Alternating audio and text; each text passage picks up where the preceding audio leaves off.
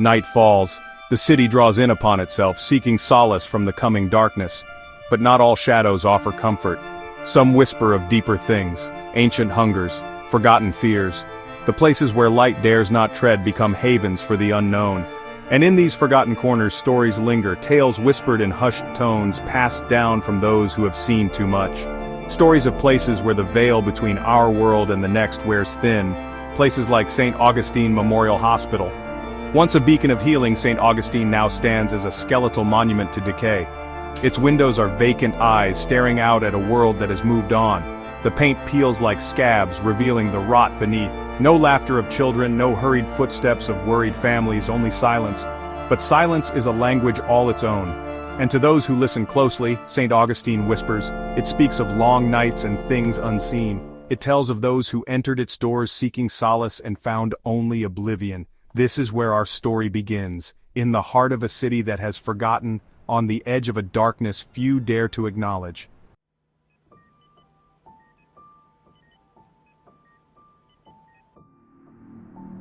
Marcus felt the weight of desperation like a physical burden. The bills piled up, each one a testament to his dwindling hope.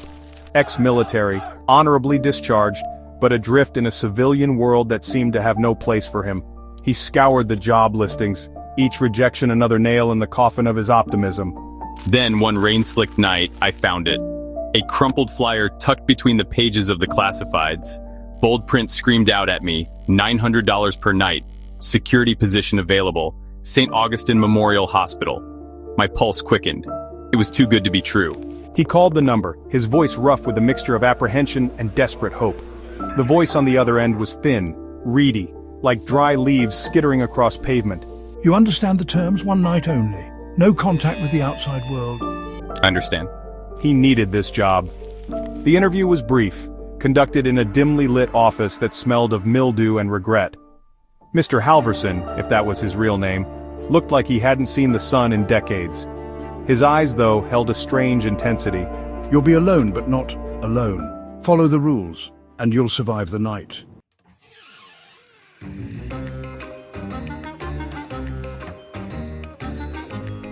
The hospital loomed before him, a hulking silhouette against the bruised twilight sky. A shiver snaked down Marcus's spine as he stepped out of his car. St. Augustine's silence was absolute, all-encompassing. It was the silence of a tomb, heavy and expectant. He took a deep breath, the air thick with the smell of decay and disinfectant. His flashlight, a small island of light in the encroaching darkness, cut a shaky path as he entered the building. The air inside was colder, heavy, like a shroud. As he walked deeper into the belly of the beast, the silence pressed in on him. The echo of his own footsteps was an alien sound in this place of stillness. Each step felt heavier than the last, as though he were wading through something thick and unseen. He stopped in the middle of the main lobby, the faint scent of decay clinging to the air like a phantom. Above him, a grand chandelier hung, its crystal prisms dull and coated with dust. It was a skeletal reminder of a bygone era, a time when St. Augustine was a place of life, not death. Tonight, I'm the only living thing within its walls. Or so I thought.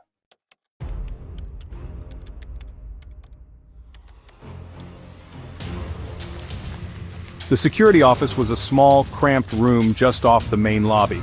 A single desk sat beneath a flickering fluorescent light, its surface littered with papers yellowed with age. Marcus dropped into the creaky chair, his unease growing with each passing moment. He pulled the manila envelope from his pocket, his fingers tracing the outline of the stiff paper within. What had Halverson meant? You'll be alone, but not alone? It was probably just a cruel joke, a way to unnerve the new guy. But still, a prickle of apprehension ran down my spine. He took a deep breath and broke the seal, the musty smell of old paper filling his nostrils. Inside, scrawled in a spidery hand, were 9 rules. 9 rules for surviving the night at St. Augustine Memorial Hospital. 9 rules that seemed to mock him with their absurdity. This is ridiculous. I'm a grown man, ex-military, not some scared kid. I've faced down danger before. These rules are nothing but a silly mind game. And yet, as he read through them again, a knot of anxiety tightened in his stomach.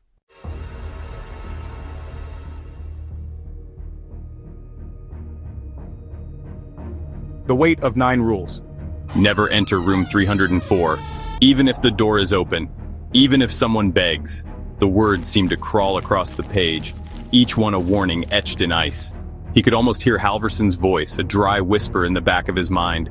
Follow the rules, and you'll survive the night. The second rule was even stranger. At 2:13 a.m. exactly, wave at the camera in the east hallway. Someone will be watching. He scoffed. Right, someone would be watching. Probably Halverson having a good laugh at his expense. He scanned the remaining rules, each one more bizarre than the last. Don't look for the source of crying on the second floor.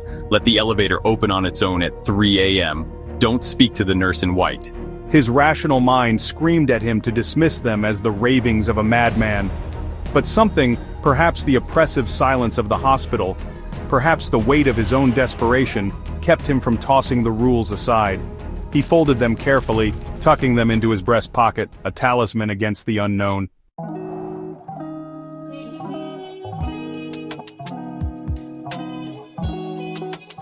Whispers in the dark. The first few hours of his shift passed slowly. He made his rounds, his footsteps echoing through the empty corridors. The air was thick with the smell of disinfectant and decay, a pungent cocktail that clung to the back of his throat. He tried to shake off the feeling of unease that clung to him like a second skin. It was just an old hospital, its silence amplified by his imagination. There was nothing to be afraid of. But then, at 1:57 a.m., he heard it. A whisper, soft at first, coming from the direction of room 304. It was a woman's voice, weak and reedy, as though coming from a great distance. Please, help me. He stopped, his blood turning to ice. Room 304, the room he was forbidden to enter. He took a step closer, drawn by the desperation in the woman's voice, the rule momentarily forgotten.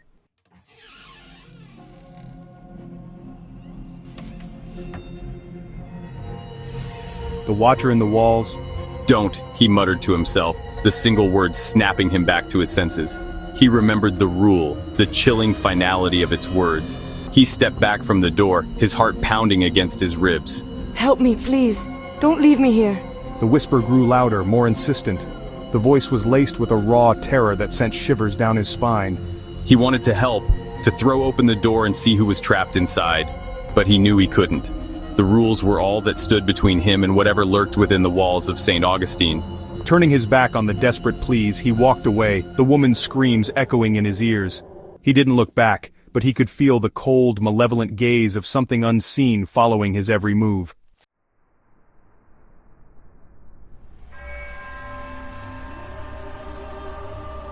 Section 5, Sanctuary on the first floor. The crying started just before 2:40 a.m. A child's cry, high-pitched and filled with an unearthly sorrow. It seemed to come from everywhere and nowhere at once, bouncing off the walls, seeping into my bones. He remembered the rule.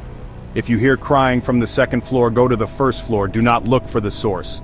He didn't question it, didn't hesitate. He just ran. I didn't stop until I reached the relative safety of the first floor, the cries fading with each step I took away from the source. I stood there, panting, my back pressed against the cool wall, listening to the silence that followed.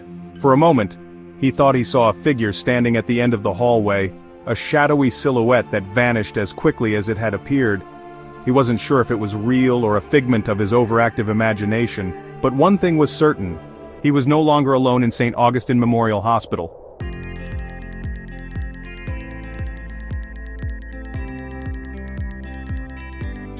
Section 1, the camera's gaze. Time seemed to crawl through the veins of St. Augustine. Each tick of the clock, each rustle in the darkness amplified my unease. I checked my watch 2:10 a.m. 2 minutes until I had to perform the most bizarre of rituals. He found the camera in the east hallway, its single eye staring blankly ahead. It was a relic from another era, its casing covered in dust and grime. He almost laughed. Waving at this hunk of metal seemed ludicrous, an act of madness in an already insane situation. 2:12 a.m. My heart pounded against my ribs. I raised my hand, a hesitant wave, half expecting to see Halverson's face appear on the monitor in the security office, his eyes gleaming with amusement. But the monitor remained blank. He let out a breath he hadn't realized he'd been holding. He was being ridiculous. It was just a stupid... I froze. On the screen, a figure waved back, but it wasn't me.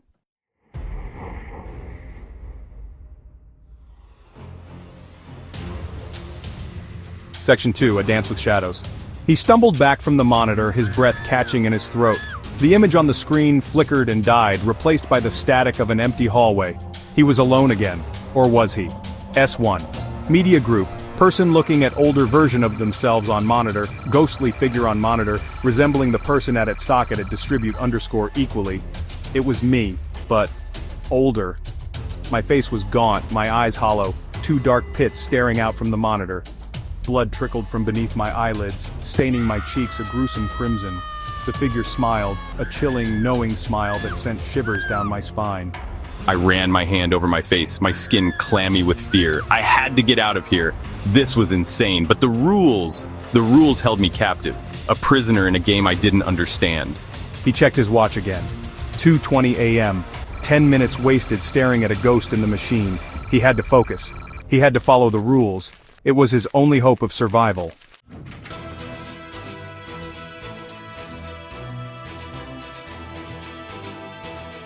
The elevator arrived precisely at 3 a.m.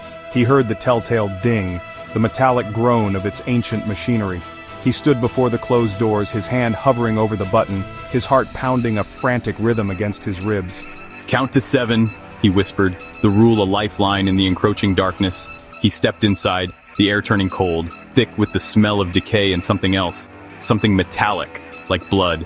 1, 2, 3. The doors slid open, revealing a darkness so profound it seemed to suck the light from the hallway.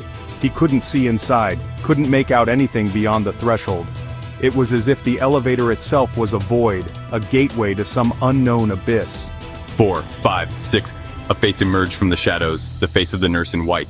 A pale hand shot out from the darkness, its fingers long and skeletal, the nails thick and yellowed. He recoiled, stifling a scream.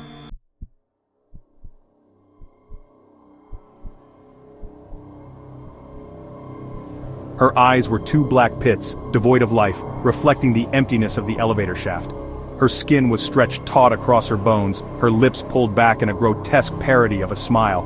He slammed his hand against the close button, the doors sliding shut just as the creature lunged. He stood there, his back pressed against the cold metal of the elevator doors, his breath coming in ragged gasps. He could hear the creature's enraged snarls on the other side, the sound of its fists pounding against the metal.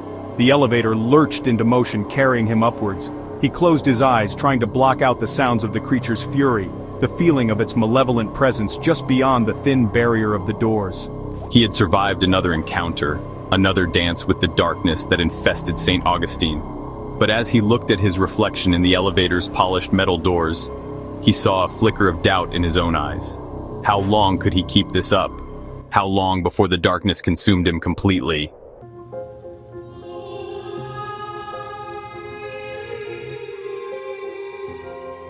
The elevator deposited him on the third floor, the doors sighing open like a dying breath.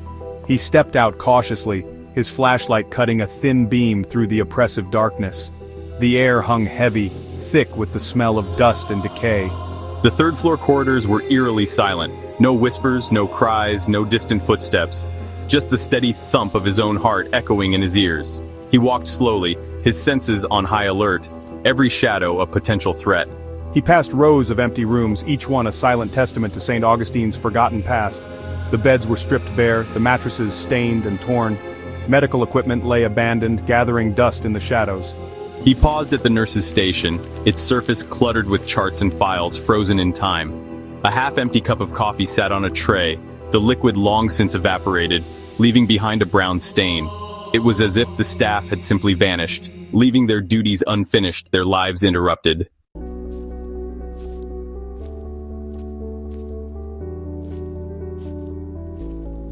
He continued his rounds, the silence pressing in on him, amplifying every creak and groan of the old building. He tried to focus on the task at hand, checking doors, ensuring the building was secure, but the encounter with the nurse in the elevator had shaken him to his core. As he rounded a corner he saw it, room 304. The door stood ajar, a sliver of darkness beckoning him closer. He stopped, his hand instinctively reaching for the flashlight, his heart pounding against his ribs. A soft whisper, barely audible, seemed to emanate from within the room. Help me. The voice was weak, reedy, filled with a desperation that tugged at his conscience. He took a step closer, his hand hovering over the doorknob. Don't. He muttered the word aloud. A reminder, a lifeline in the face of temptation. The rules. He had to remember the rules.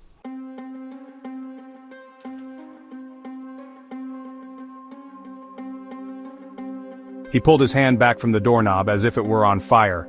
His mind raced, torn between the desperate plea for help and the chilling warning of the first rule.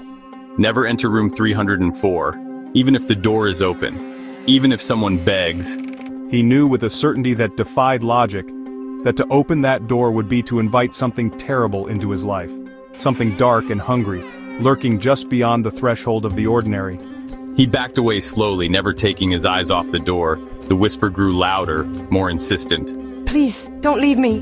But he steeled himself against the pleas, his resolve hardening with each step he took away from the room. He fled down the corridor, the desperate cries echoing in his ears. He didn't look back, but he could feel the cold, watchful gaze of something unseen following his every move.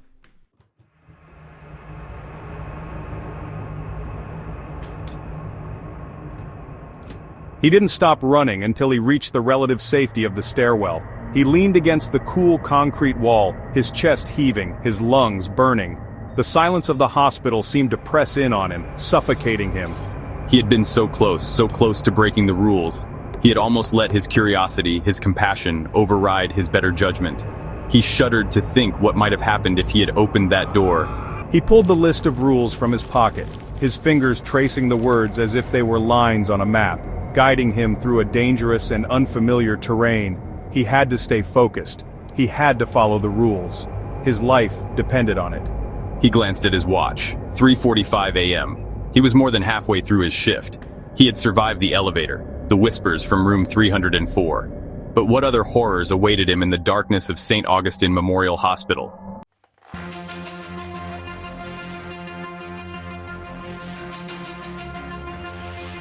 Time seemed to twist in on itself within the walls of St. Augustine.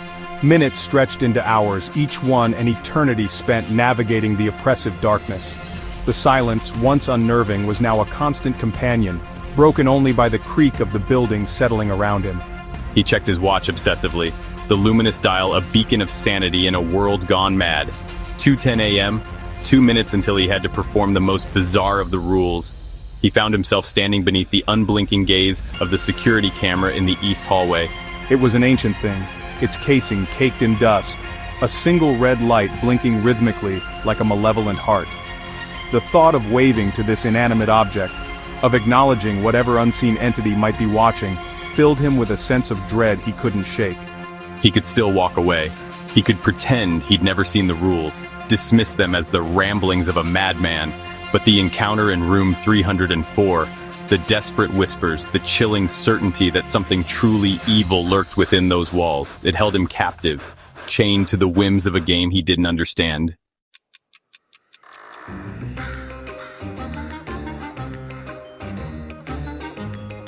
"2:12 a.m. He swallowed hard, the metallic tang of fear coating the back of his throat. He raised his hand, a slow, hesitant wave, half expecting to hear Halverson's raspy laughter echoing from the security office, mocking his obedience to this absurd ritual. But the only sound was the rustle of his own jacket, the frantic thump of his heart against his ribs. He held his breath, his gaze fixed on the monitor in the security office, praying for a glimpse of anything, or nothing at all. And then he saw it, a flicker in the static, a distortion of light and shadow coalescing on the screen. He leaned closer, his pulse quickening, his every instinct screaming at him to turn away, to run.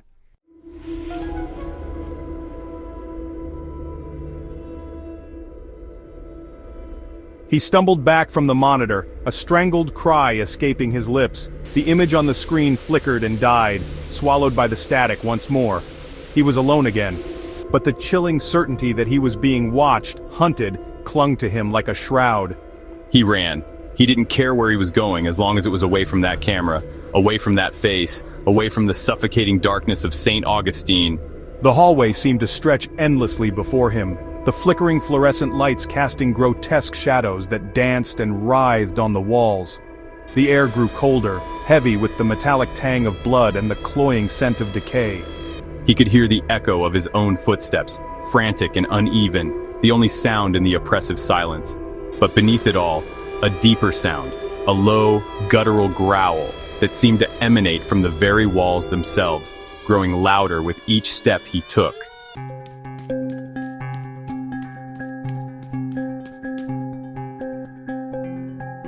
He didn't stop running until he reached the relative safety of the stairwell. He collapsed against the cool concrete wall, his chest heaving, his lungs burning. The silence, once deafening, was now a welcome reprieve from the horrors he had witnessed. He fumbled in his pocket, his trembling fingers closing around the crumpled paper of the rules. He clung to them now, his only anchor in a sea of madness. He had been a fool to question them, to think he could outsmart whatever evil haunted this place. He had been granted a glimpse behind the veil, a glimpse of the darkness that lurked beneath the surface of our world, and it had nearly broken him. He took a deep, shuddering breath, forcing himself to focus. He had to pull himself together. He had to follow the rules. It was his only hope of surviving the night, his only hope of escaping the clutches of St. Augustine Memorial Hospital.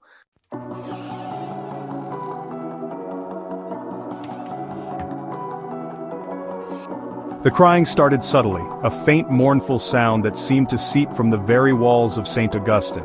It was a child's cry, filled with a sorrow so profound, so utterly heartbreaking, that it sent shivers down Marcus's spine. He froze, his hand tightening around the flashlight, his breath catching in his throat. The sound seemed to come from everywhere and nowhere at once, echoing through the empty corridors, bouncing off the cold, sterile walls. He strained to pinpoint its source, his mind conjuring images of a lost child, wandering the desolate halls of the hospital, calling out for a comfort it would never find. The hair on the back of his neck stood on end, a primal fear gripping his heart. He remembered the rules, the chillingly specific instructions scribbled on the crumpled paper clutched in his hand. If you hear crying from the second floor, go to the first floor. Do not look for the source.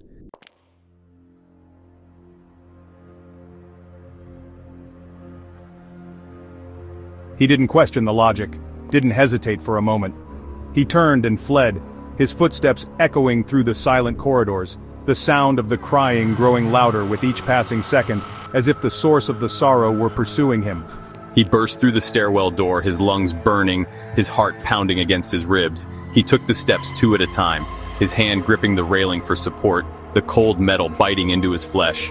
The crying was deafening now, a symphony of despair that seemed to reverberate through his very bones. He could feel the tears welling up in his own eyes, a mixture of fear and a strange, overwhelming empathy for the unseen child.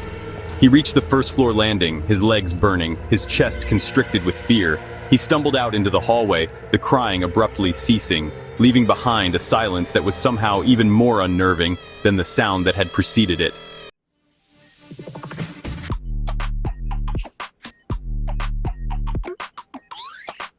He stood there for a moment, catching his breath, his gaze darting from shadow to shadow, his mind still replaying the haunting sound of the child's cries.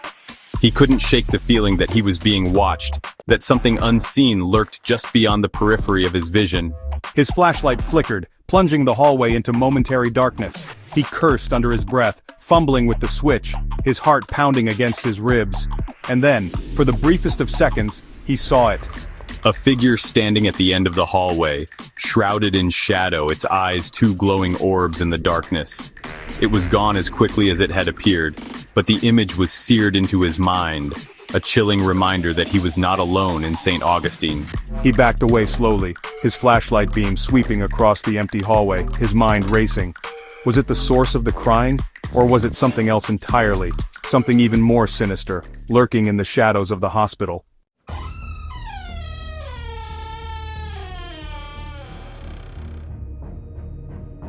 He didn't know how long he stood there, frozen in place, his senses on high alert, every creak of the building, every rustle of air, sending a jolt of fear through his system. The silence was oppressive, broken only by the frantic thump of his own heart. He forced himself to move, his footsteps slow and deliberate, his flashlight beam cutting a path through the oppressive darkness.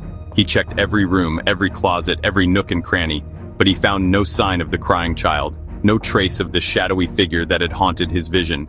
He was alone, or so he thought. The rules had warned him not to look for the source of the crying, and he had obeyed.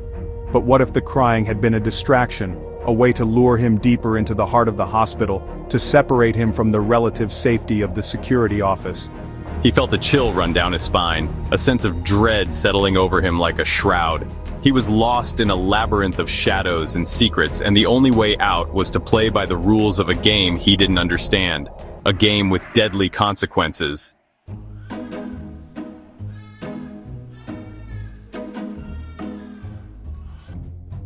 The air in the hospital seemed to crackle with anticipation as the witching hour approached. Marcus could feel the seconds ticking by, each one a hammer blow against his sanity. He clung to the rules, his only shield against the unseen forces that swirled around him. 2:55 a.m. He stood before the elevator, its metal doors cold and unyielding beneath his touch. The air was thick with the scent of ozone, a metallic tang that made his stomach churn. He remembered the rule, etched in his mind like a brand. The elevator will arrive on its own at 3 a.m., let it open, count to 7, then press close. He checked his watch again, the seconds hand-ticking with agonizing slowness. He could feel his pulse quickening, his breath catching in his throat. He wanted to run, to hide, to do anything but stand there and wait for whatever horror awaited him inside that metal box. 3 a.m. The air crackled. A low hum resonated through the hallway, the sound of ancient machinery groaning to life. The elevator doors slid open without a sound, revealing a darkness so profound it seemed to suck the light from the hallway.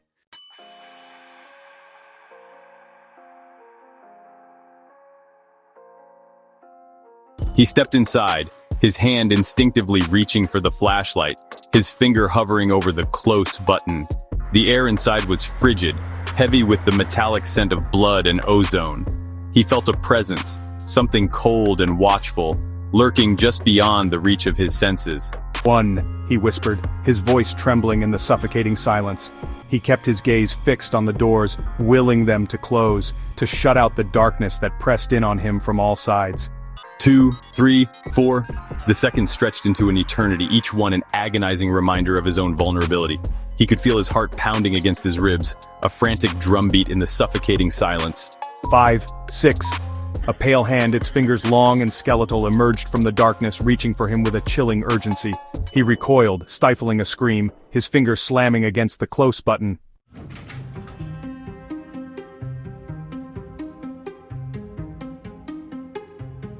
The door slid shut, a fraction of a second too late. He caught a glimpse of her, the nurse in white, her face a mask of rage and hunger, her eyes two black pits in the darkness.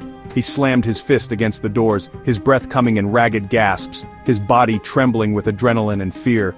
The elevator lurched into motion, carrying him upwards, away from the horror he had narrowly avoided.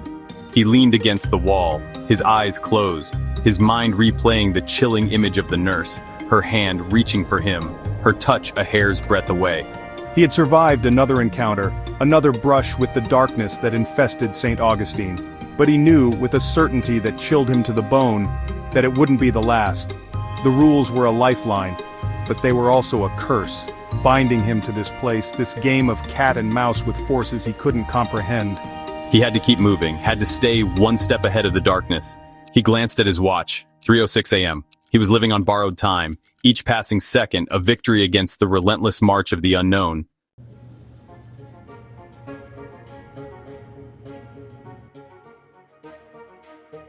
The elevator shuddered to a halt, the doors groaning open onto the 4th floor. He stepped out cautiously, his flashlight beam cutting a swathe through the oppressive darkness. The air was heavy with the smell of dust and decay, the silence broken only by the sound of his own ragged breathing. He was starting to understand the true cost of survival in this place. It wasn't just about following the rules, it was about enduring the psychological torture, the constant fear, the knowledge that something wicked lurked just beyond the reach of his senses. He had come to St. Augustine seeking a paycheck, a way to claw his way out of desperation. Now, every breath he took felt like a victory against forces determined to claim him for their own. He was no longer just a security guard punching the clock. He was a player in a game with life or death stakes. And the worst part was he was starting to realize he might not like the rules of the game, but he was in too deep to stop playing. The only way out of St. Augustine was to see this night through to the bitter end.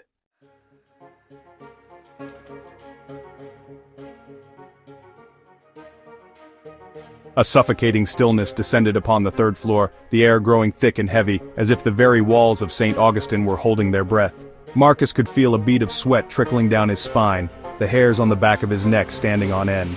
3:43 a.m., something's wrong. His pulse quickened. The silence, usually a constant presence in the hospital, was different now. It was a strained silence, pregnant with anticipation, like the moments before a violent storm. He tightened his grip on his flashlight, his knuckles turning white. He could hear the faint hum of the building's ancient electrical system, a constant reassuring drone in the unsettling quiet. Even that sounds off. But even that familiar sound seemed distorted, warped, as if the very fabric of reality was beginning to unravel around him. He strained his ears, listening for any sign, any clue as to what awaited him in the darkness. But there was nothing, just the suffocating silence and the growing sense that something was about to happen, something terrible.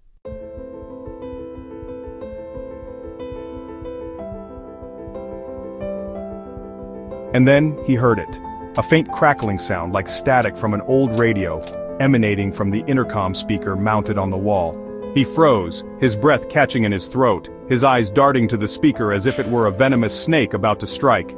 The crackling intensified, resolving itself into a low hum, a distorted melody that sent a shiver down his spine. No, it can't be. He recognized the tune, a haunting lullaby from his childhood, the kind mothers sang to soothe their children to sleep. But the melody was all wrong. The tempo was too slow, the notes warped and distorted, as if played on an instrument out of tune. And the voice that joined the melody, a breathy childlike whisper, was filled with a chilling sadness, a longing that echoed the emptiness of the hospital itself. Hush, little baby, don't say a word. The voice crooned, each syllable sending a fresh wave of fear through Marcus's body. He wanted to run, to scream, to claw his way out of his own skin, but he was rooted to the spot, paralyzed by a terror he'd never known.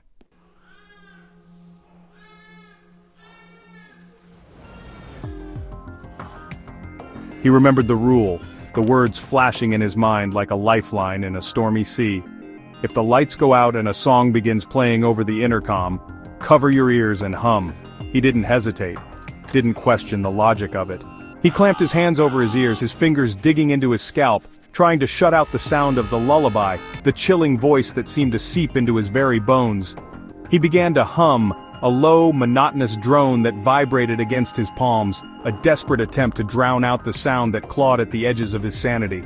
The hallway seemed to shift around him, the walls pulsating in time with the lullaby, the shadows stretching and contorting into grotesque shapes that danced just beyond the reach of his flashlight beam.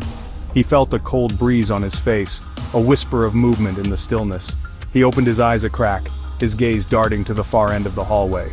And that's when he saw it. A wheelchair, its leather seat cracked and torn, its metal frame rusted with age, rolling slowly towards him, seemingly on its own. He wanted to scream, to run, but his legs felt like lead, his body frozen in place by a fear so profound it transcended rational thought. He could only watch in horrified fascination as the wheelchair drew closer, its wheels squeaking rhythmically against the linoleum floor, the lullaby growing louder, more insistent, as if beckoning him closer.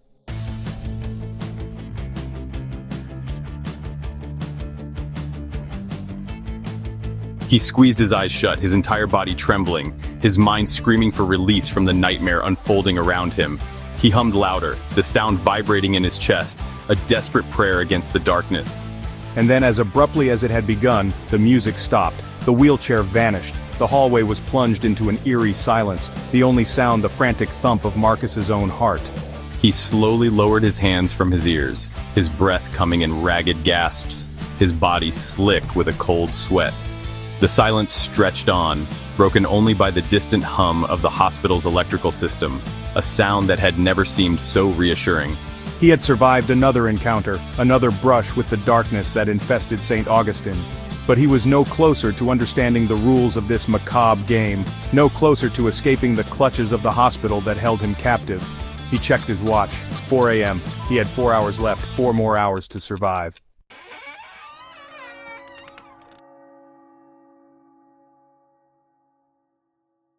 A heavy chill settled in the air as Marcus approached the morgue.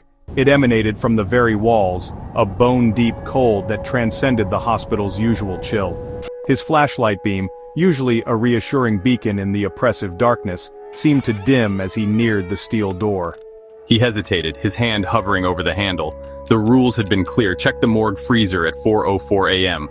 Make sure it's still closed. But as he stood there, the weight of every horror he'd encountered that night pressed down on him. What awaited him behind that door? What unspeakable things were contained within those cold, sterile walls? He thought of the crying child, the wheelchair rolling down the empty hallway, the face in the security monitor twisted into a grotesque mockery of his own. Were these merely glimpses of the horrors contained within the morgue, pale imitations of the true evil that resided in this place of death? He took a deep breath, the metallic tang of fear coating his tongue. He had come this far, faced down every terror St. Augustine had thrown at him. He wouldn't break now. He wouldn't give in to the fear that threatened to consume him. He had to follow the rules. He had to check the freezer.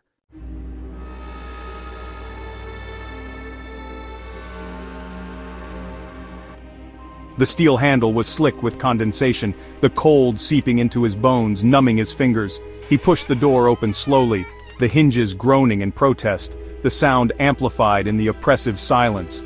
The air inside was frigid, heavy with the scent of formaldehyde and decay, the metallic tang of blood.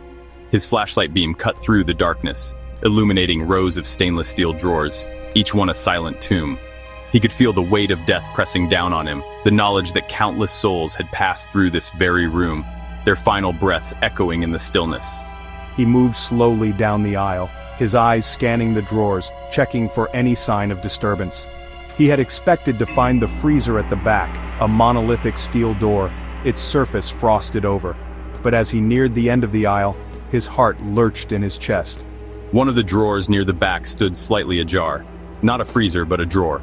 A drawer that should have been sealed tight, its contents undisturbed. He felt a chill run down his spine, a primal fear that transcended rational thought. He knew with a certainty that made his blood run cold that something was terribly wrong.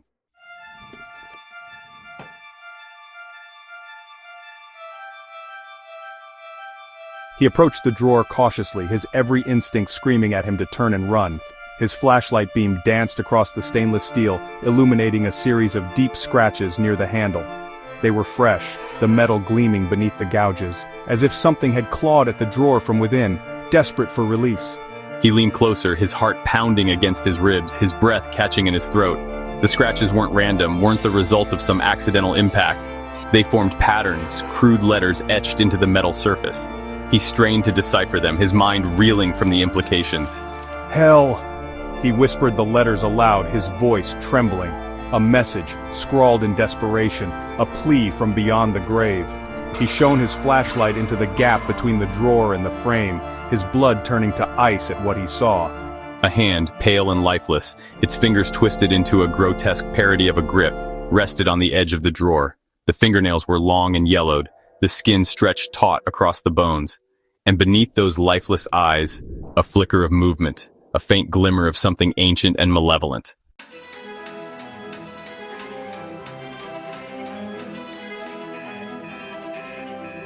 He glanced at his watch, 4:10 a.m.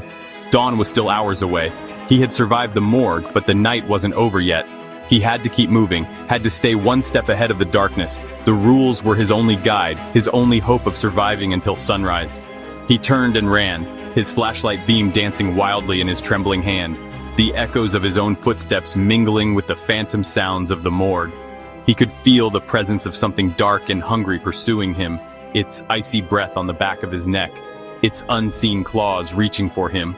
He stumbled back, his heart pounding against his ribs, his breath coming in ragged gasps. He had seen enough. He had to get out of there, had to put as much distance between himself and that unholy place as possible. He didn't hesitate, didn't waste precious seconds trying to rationalize the impossible.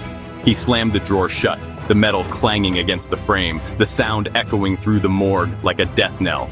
He could hear a muffled thud from within, a frustrated growl that seemed to shake the very foundations of the hospital.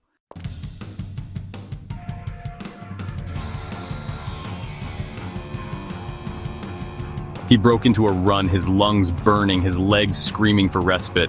But the fear, the primal instinct to survive, drove him onward. He could hear the echo of his own footsteps mingling with the sound of something else, something heavier, something relentless, closing in on him.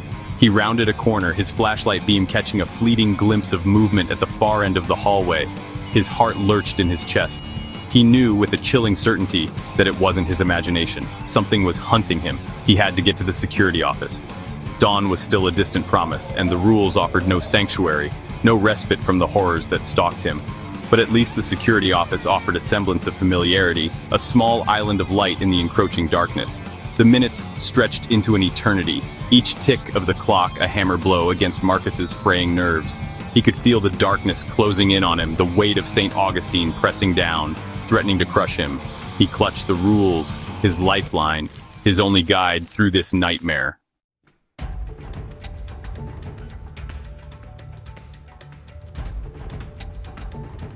He stumbled into the security office, his breath coming in ragged gasps, his body trembling with exhaustion and terror.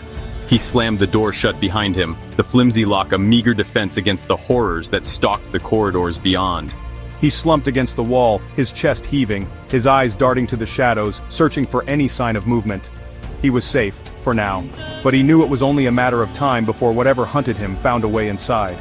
He glanced at the clock on the wall, its face illuminated by the flickering fluorescent light overhead. 5:30 a.m. Less than an hour until dawn. He had almost made it. Just a little longer, and he could escape this nightmare. He forced himself to his feet, his gaze drawn to the bank of security monitors on the desk. Maybe, just maybe, he could catch a glimpse of what was hunting him, get a better understanding of the enemy he faced. He reached for the monitor controls, his hand trembling, his stomach churning with a dread he couldn't shake.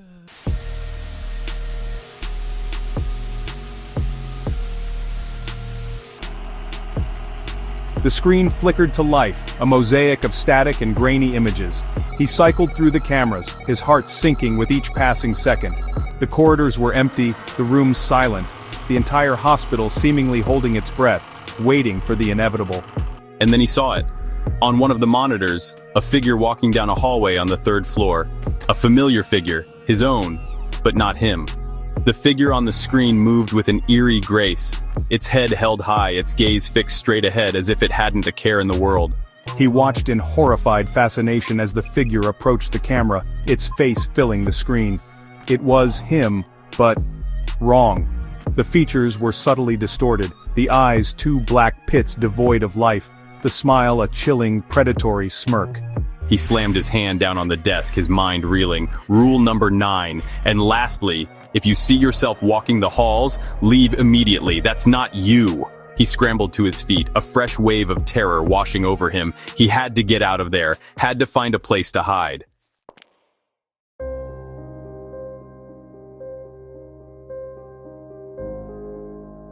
He bolted out of the security office, racing down the hallway, his flashlight beam bouncing wildly in his trembling hand. He could hear the echo of his own footsteps, but beneath it all, a deeper sound, a low, guttural growl that seemed to emanate from the very walls themselves, closing in on him. He had to find a place to hide, a place where whatever hunted him couldn't follow. His eyes darted from side to side, searching for any refuge, any sanctuary from the nightmare unfolding around him. He spotted a door at the end of the hallway, a faded sign above it reading, Boiler Room. He didn't hesitate, didn't question his instincts. He threw himself against the door, his shoulders slamming into the heavy wood with a sickening thud. The door burst open and he stumbled inside, fumbling for the light switch. The flickering fluorescent lights illuminated a cavernous space, filled with pipes and valves and the oppressive heat of the massive boiler that dominated the center of the room. He slammed the door shut behind him, his back pressed against the cold metal, his breath coming in ragged gasps. He was trapped.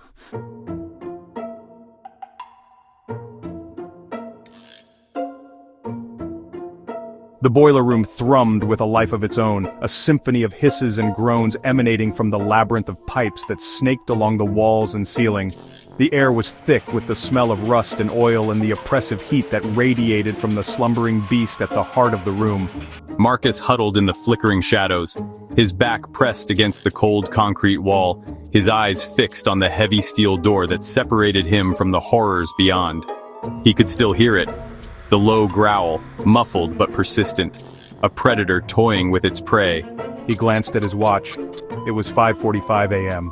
The hour hand edged closer to dawn, to salvation, but the minutes seemed to crawl by, each one an eternity. He clutched the rule sheet, its edges softened by sweat and tears, the ink blurred as if trying to escape the pages. His only solace, his only shield felt flimsy now, a child's drawing against a raging inferno. The growl intensified, morphing into a deep, guttural laugh that seemed to reverberate through the very foundation of the hospital. The hair on the back of Marcus's neck stood on end. He could feel the presence on the other side of the door, its malevolence seeping through the cracks, wrapping around him like icy fingers.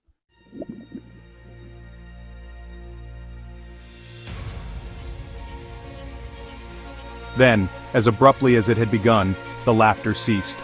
A heavy silence descended upon the boiler room, broken only by the rhythmic hiss of escaping steam and the frantic thump of Marcus's own heart.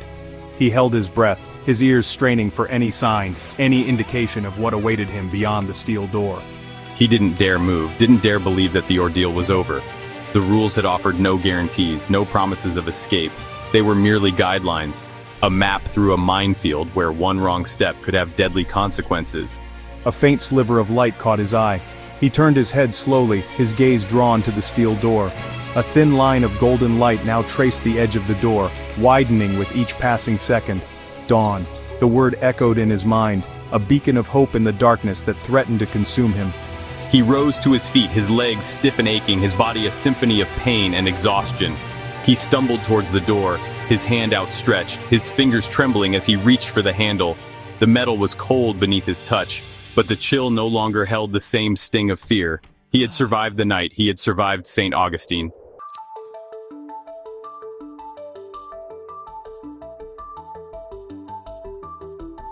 He struck a match, the flame a tiny spark of defiance in the face of the unknown. He held it to the corner of the paper, watching as the flames consumed the words, the rules curling inward, transforming into ash that drifted towards the open window, carried away on the breeze. He had survived St. Augustine, but the memory, the knowledge of what lurked within its walls would stay with him forever. A chilling reminder of the night he had stared into the abyss and somehow found his way back. He walked over to the desk, his hand reaching into his pocket, retrieving the crumpled rule sheet. He stared down at the faded ink, the words blurring through his tear-filled vision. He had memorized every rule, every chilling detail seared into his mind like a brand. He made his way back to the security office, each step a testament to his survival, a victory against the forces that had sought to claim him. He entered the room, his gaze falling upon the empty chair behind the desk, the flickering fluorescent light casting long shadows across the floor. He stepped out into the hallway, the golden light of dawn washing over him like a benediction. The air was crisp and cool, the silence no longer oppressive but serene, as if the hospital itself were drawing a cleansing breath after a long night of torment.